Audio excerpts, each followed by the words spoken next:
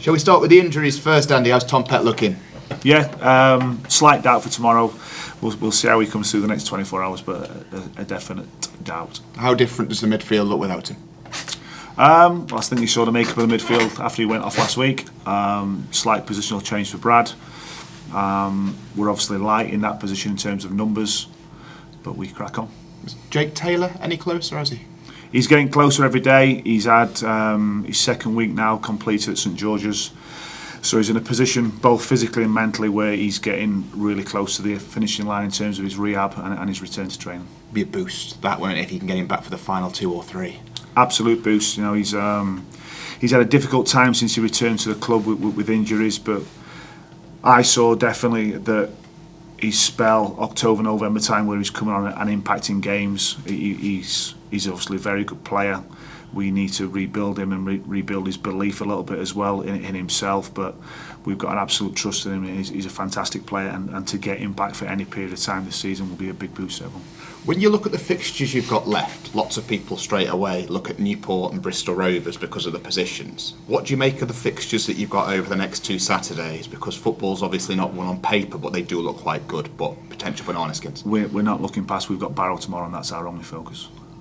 So you've got Oldham the Saturday after. You're looking at Barrow. There's two places separated the two teams in the league. They're both down there. What do you make of fixtures like that at this stage? Oldham's irrespective to us as in Salford. Our only focus this week has been on Barrow, and when that game's complete, we'll start thinking about Salford. But league position is irrespective. Everyone's fighting for something.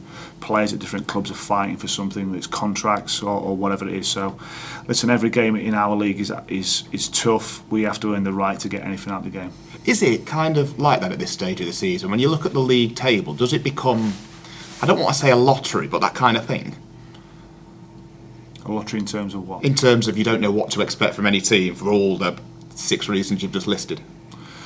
I think we definitely know what to expect in terms of our next opponents because we do our research and our work on them, so we know what to expect, but fundamentally it's about what we do and how we approach the game.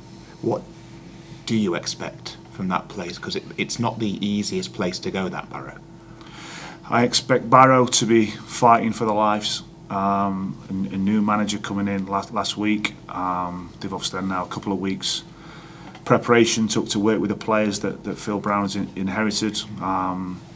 His comments in the week about obviously getting the crowd going and trying to create an atmosphere. So exactly what we did last week with our crowd, who I thought responded brilliantly. So yeah, full of respect for obviously Barrow and the manager, and they are scrapping to stay in the Football League. It took them a long time to get into it, and they won't want to give that up. But obviously we've got other objectives as well.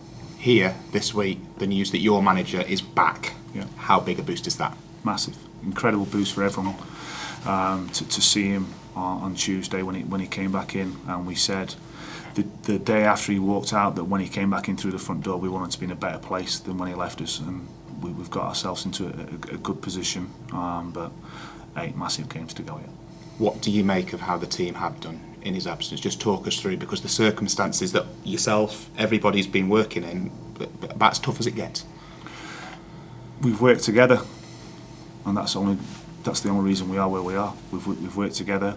No one's taken a bigger role than anyone else. We're all fighting for the same goal. Whether it's us as staff, them as players, anyone who works within the football club. There's a bond at this football club I've never seen at any club I've ever been at before. So that's what we'll keep doing. How special is that? Because when you hear about the football industry, there's people who don't get on, this, that, and the other. When you've got what you've got here, that must make a huge difference. It makes a difference every single day, because you walk in and the players and the staff energise us and vice versa. So yeah, incredible place to work. I think the values from Carol and Kevin have spread throughout the football club. I've only been here a year, but it really is a special place to work and to represent. What's it been like for you personally? Because you always come across with this kind of just focus on the next game, no nonsense approach. But when you've got so much to kind of blank out around you with everything that's been going on, no manager around at such a difficult time, what's that been like for you? I've got a lot of experience through different roles, and I've done a lot of learning, a lot of developing, and I've just tried to put into practice the things that I thought were important. Being there for the players as a person, trying to lead them in the right manner, trying to focus on our preparation and our performance and making sure that we enjoy what we're trying to do, because we're privileged to do what we're doing.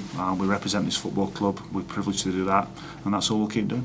Has the manager got involved much, or has he just eased his way back in this week? He's easing his way back in.